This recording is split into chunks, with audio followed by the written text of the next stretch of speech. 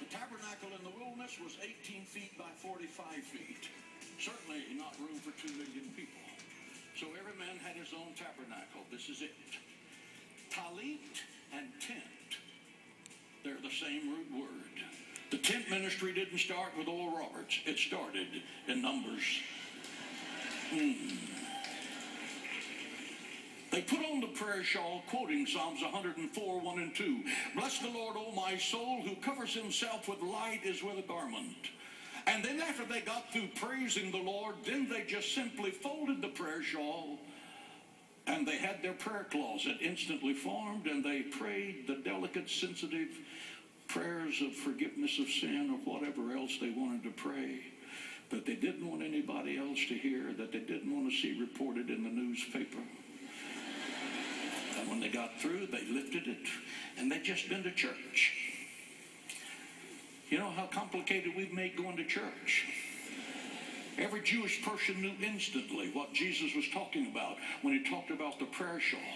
The cross is represented in the Old Testament. Israel camped around the tabernacle.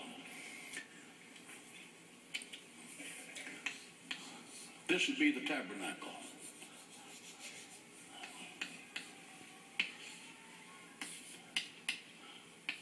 There were 3 tribes to the north, 3 tribes to the west, 3 tribes to the south. But when you read the scripture, the tribes to the east had twice the number of people, all these other tribes.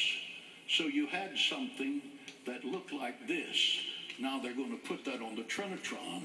When you put an outline around it, you are seeing the cross. Boom. That's why Balaam said, how beautiful are thy tents, O Jacob. He was seeing the cross long before it became reality.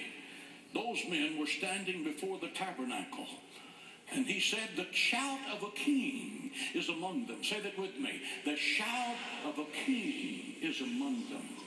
They every night saw the Shekinah glory of God burning over this tabernacle. They didn't have to wonder if God was with them. They looked out and saw the fire on the top of that tent and said, there's God. They saw the clouds come in the day to cool them off, and they said, that's God.